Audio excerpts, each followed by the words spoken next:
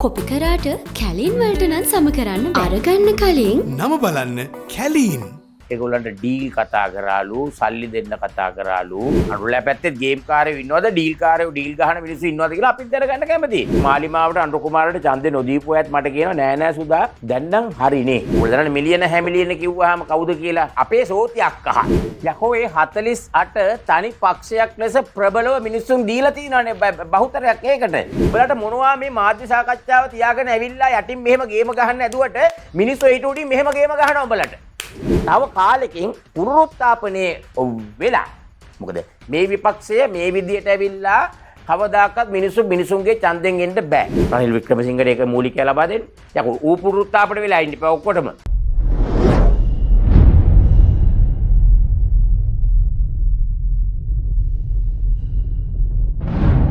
අයිබෝන් සුපුරුදු ලෙන්ගතුකමත් අරගෙන ලෙන්ගතුබත් එක්ක එකතු වෙන්නේ සුපුරුදු වැඩ සටහනේ.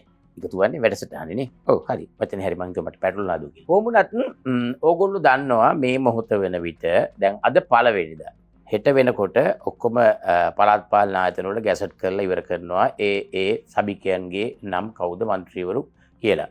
ඉතින් මම දැක්කා එක නිවුස් එකක යනවා සභාපතිවරුන්ගේ නම් එව්වේ නැත්තම් ඔහුට සභාපතිකමට ඉල වශයෙන් පත්වීමට අයිතියක් නැහැ කියලා මැතිවරණ කොමිසමෙන් කියලා තිබ්බා. දැන් ඔයගොල්ලෝ දන්නවා මතුගම ස්වාධීන කණ්ඩායමක් උඩට ඇවිල්ලා කියනවා ඒගොල්ලන්ට ඩීල් කතා කරාලු සල්ලි දෙන්න කතා කරාලු කොට්ටාස මට්ටමින් මේවා කරනවා කියලා කිව්වලු. ඔන්නම් CCTV දර්ශන තියනවා කියලා කිව්වා. හැබැයි ඉතින් ඒවා ඉතින් උඩින් ගැහුවේ කවුද දන්නවද ඉතින්නේ ඈ ගූ channel එක උන් ගැහුවා. ගහුවාම ඉතින් කෝ දැන් CCTV තියෙනවා නම් CCTV පෙන්වන්න එපා මල හත් වෙලා මොන රෙද්දද අපිත් කැමතිනේ යකෝ මුනුත් ගේම් කාරයෝද කියලා හොයාගන්න නේ. අනුලා පැත්තේ ගේම් කාරයෝ ඉන්නවද ඩීල් කාරයෝ ඩීල් ගහන මිනිස්සු ඉන්නවද කියලා අපිත් දැනගන්න කැමතියි. ඉතින් පෙන්නහල්ලකෝ බොරුවට යකෝ බොරු කතා කරන්න එපා. යම් ප්‍රතිපාදන දෙන්නම් තමන්ගේ කොට්ටාස වලට ඒ වගේ දේවල් කියලා ඇති. කියන්න ඕනනේ.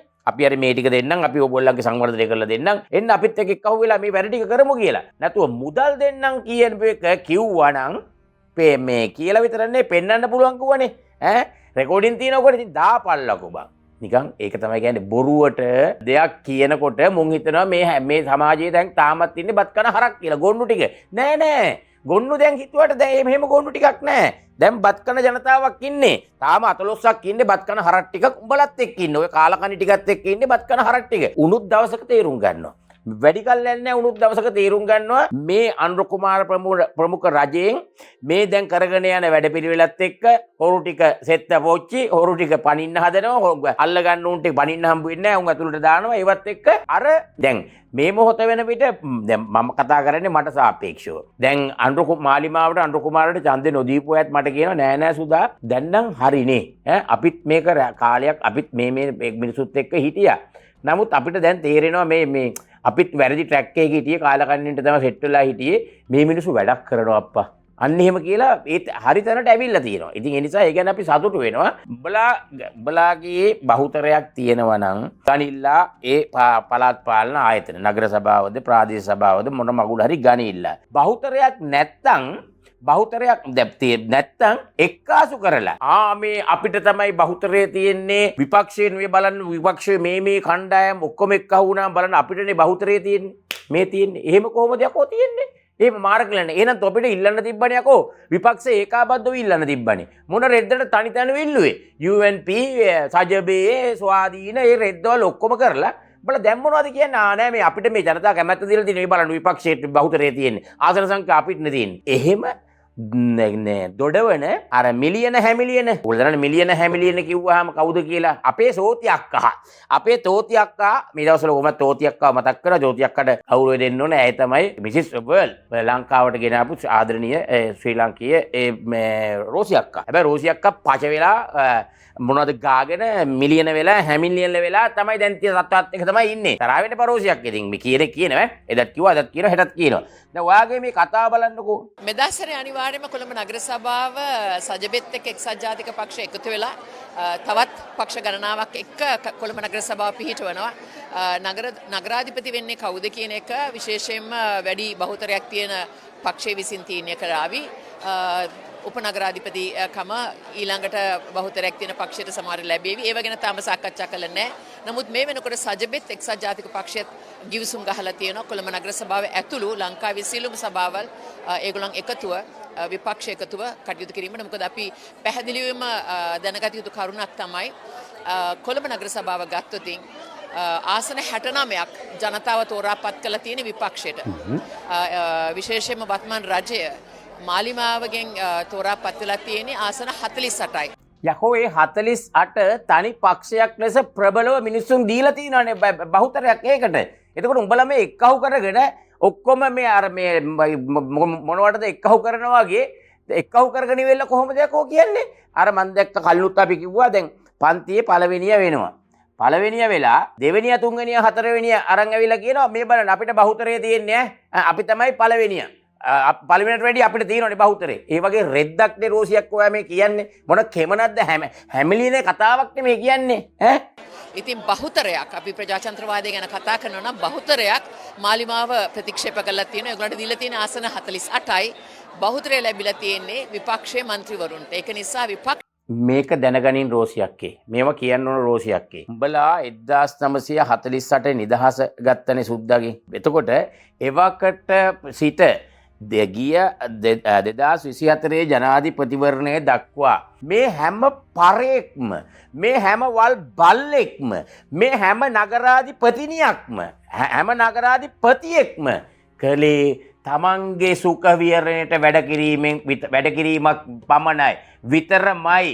තමන් බංගලාවල ඉඳගෙන තමන්ගේ පාටි ටික අපි දැක්කනේ සෝතියක් ඔය හැමිලෙන හැටි අර පාටියේ තිබිච්ච දේවල්නේ මේසේ ගහලා තිබිච්ච දේවල් අමතක කරන්න එපා. මිනිසුන්ගේ බදු මුදල් වරිපණම් පරියද්ද කරේ වරිපණම් වලින් අර මේ කොළඹ අවට තියෙන වටේ ගිහිල්ලා අපි උඩක ඉන්නකොට පේනවා වටේ තියෙන අර අහිංසක මිනිසුන්ගේ කුඩා පැල්පත් ටික ඒ වෑනුත් උඹලා බදු ගන්නවා වරිපණම් කිය උන්ට වතුර ටික නෑ හරියට ක්‍රමවේදයක් නෑ කුණු කසල බැහැර කරන්න විදිහක් නෑ. මේගොල්ලෝ කියනවා බිලියන ගණන් අපිට කොළඹ නගර සභාවට මුදල් ලැබෙනවා අපිට ආණ්ඩුව ඕනේ නෑ කියලා. අපිට ඕන නම් ආණ්ඩුවටත් දෙන්න පුළුවන් කියලා කියනවා. මේ කතාවේ තියෙනවා මේ මොනවද දැන් තමුන් හිටියා නගරාධිපතිනිය හැටියට බම්බුද ගැහුවේ මිලියන හැමිලියන රෝසිකින් අහන්නේ අපි බම්බුද ගැහුවේ මිනිසුනේ දැනුවත් වෙයල්ලා මුන් හැමදාම කරේ අපිට කැරට් අලයක් දීලා පෝෂණය වෙච්ච විතර කැරට් අලය පෙන්නුවා විතරයි අපිට ඒක දුන්නෙත් නැහැ කැරට් අලය පෙන්නුවා විතරයි. දැන් කාලේ වෙනස් තාලේ වෙනස් බං. උඹලට මොනවා මේ මාධ්‍ය සාකච්ඡාව තියාගෙන ඇවිල්ලා යටින් මෙහෙම ගේම ගහන්න ඇදුවට මිනිස්සු ඊට උඩින් මෙහෙම ගේම ගහනවා උඹලට. පැහැදිලි කරන්නද? උඹලා යටින් මෙහෙම අපිට ගේම ගහන්න හැදුවට මිනිස්සු දැනුවත් මිනිස්සු දැන් මෙහෙම උඹලට ගේම ගහන්නේ. ඒක හොඳට මතක තියාගන්න ඉන්න.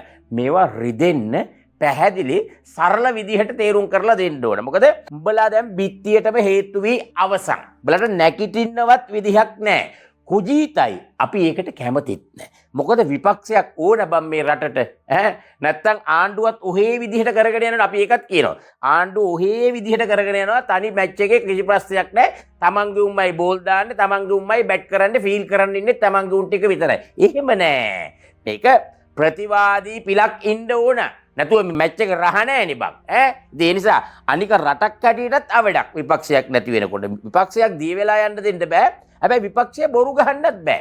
විපක්ෂය නිකන් විකාර රූපී විදිහට පෙනී සිටින්නත් බෑ. සත්‍ය වෙනුවෙන් පෙනී සිටින්න ඕන. එහෙම වුණොත් තව කාලෙකින් පුනරුත්ථාපනය වෙලා මොකද මේ විපක්ෂය මේ විදිහට ඇවිල්ලා කවදාකවත් මිනිසුන්ගේ ඡන්දෙන් එන්න බෑ. ඕ වගේ අර ලාහට අන්න දැන් වචනය ආවා. ලාහට ගෙම්බු එක්කහුව කරනවා වගේ මේ වැඩේ මේ කුජීට විදිහට කරන්න බෑ. නුඹලා පුනරුත්ථාපනය වෙලා ආවොත් LTT සංවිධානයේත් අල්ලාගත්ත ඒ ත්‍රස්තවාදී පුනරුත්ථාපනය උනානේ 12000ක ප්‍රමාණයක්. මේ 12000ක ප්‍රමාණයක් නැහැනේ.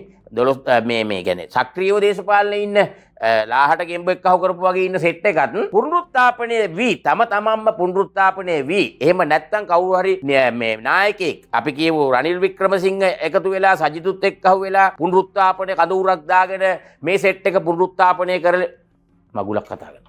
රනිල් වික්‍රමසිංහට ඒක මූලිකය ලබා දෙන්න. යකෝ ඌ පුනරුත්ථාපනය වෙලා ඉන්න එපා ඔක්කොටම. සජිත් පුනරුත්ථාපනය වෙන්න ඕන. හරි ක්‍රියාවලියට යන්න නම්. ඉතින් ඒ නිසා කමන්නේ අපි එහෙම කියමුකෝ. එහෙම කියලා විශේෂඥයෝ ටිකක් ගෙනල්ලා මුංග පුනරුත්ථාපනය කරන්න පුළුවන් විදිහට පුනරුත්ථාපනය වෙලා මේ අවුරුදු 5 ගියාට පස්සේ හරි. දැන් නම් පුනරුත්ථාපනය වෙලා. යමක් ඉගෙනගෙන තියෙනවා. ඔව්. දැන් අඳුරලකින් හරි කමන්නේ නැහැ ඉගෙනගෙන තියෙනවා. අන්න දැන් ඊට එහා අභිභව ගිහිල්ලා තියෙනවා. අන්න එතකොට පේන්න ගත්තොත් රයිට් ඒක තමයි මේගොල්ලෝ දැන් හරි කියලා හිතුවට පුරුත්තාපටි වෙලා කියලා හිතුවට බම්බුව තමයි. කැලේ මාරු වුණාට කොටියගේ පුල්ලි මාරු වෙන්නේ නැහැ. ඒ නිසා මේ අනුර කුමාර ජනාධිපති සහෝදරයා කියන වගේ අපිට වඩා හොදවුන් ටිකක් හොයපල්ලා. වෙන අඩුන් ටිකක් නම් හොයන්න එපා. ඒ අපිට වඩා හොදවුන් ටිකක් මේකට ගෙනල්ලා ඒකට බාර දෙන්න වැරෙන්න කාලකන්ටි නම් බාර දෙන්න. මේ කතා ඉදිරියට අහන්න ඕනේ. පක්ෂ එකතු වෙලා අනිවාර්යයෙන්ම කොළඹ මහනගර සභාව පිහිටුණා කියන එක මේ අවස්ථාවේදී මම කියන්න කැමතියි. එහෙම තර්ජනය කළා දැන් මැතිවරණයේ අවස්ථාවේදී ජනාධිපතිතුමා කිව්වා අපිට ඡන්දෙ දුන්නේ නැත්නම් අපි මුදල් දෙන්නේ නැහැ කියලා එකක් හොඳට මතක තබා ගත යුතුයි. මම දන්නේ නැහැ ජනාධිපති මම මේ කතාව ඇහුවනේ. ඒ ඉතින් මට ආයි මේක අහන්න ඕනේ නැහැ. මෙතන ඉඳලා ඔගොල්ලේ කතාව අහන්න අපේ රෝසි අක්කාගේ මිලියන කතාව නෙමෙයි. ඒගොල්ලෝ බලය පිහිටවන විදිහ විපක්ෂයේ එකතු කරගෙන ඔක්කොම එකතු කරගෙන බලය ලබාගෙන කොළඹ මහ නගර සභාව පිහිටවන විදිය රෝසි සේනානායක ඒ පිළිවෙලට කියන්නේ රෝසි සේනානායක මහ නගර සභාව පිහිටවන හැමිලියන විදිය. අහන්න කතාව.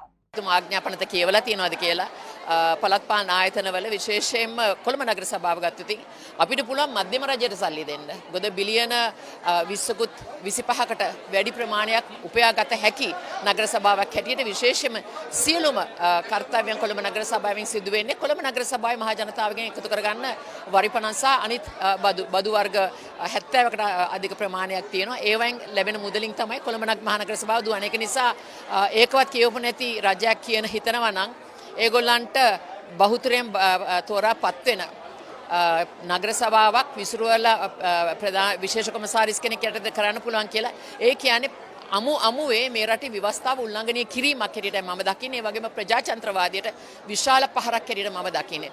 මේ රටේ ජනතාව විශේෂයෙන්ම කොළඹ නගරයේ ජනතාව පැහැදිලිවම ආසන 69ක් ලබා දීලා තියෙන්නේ විපක්ෂයේ විවිධ කණ්ඩායම් වලට. 48යි මාලිමාවට දීලා තියෙන්නේ. ඒකෙන් පැහැදිලිව පේනවා බහුතරය මාලිමාව ප්‍රතික්ෂේප කළා කියලා. ඉතින් ඒක තේරුම් ගත්තොත් මම හිතන්නේ ප්‍රජාතන්ත්‍රවාදය කියන්නේ මොකක්ද කියන එකත් ඒ වගේම ව්‍යවස්ථාව ගැන පැහැදිලිවම අපි කටයුතු කරනවා නම් ව්‍යවස්ථානුකූලව නගර සභාව පිහිටුවීමට 50%කට වැඩිය ගත යුතුයි. එහෙම ලැබිලා නැත්නම් ඒ 50% එකතු කර ගන්න පුළුවන්. පාර්ලිමේන්තුවෙත් එහෙමයි. පාර්ලිමේන්තුවේ බහුතර පෙන්වන්න පුළුවන් කණ්ඩායමට තමයි අගමැති තෝරාපත් කරන්න පුළුවන්. ඒ වගේ තමයි නගර සභාව. මහ සභාවලුත් ඒ වගේම ප්‍රාදේශ සභාවලුත්.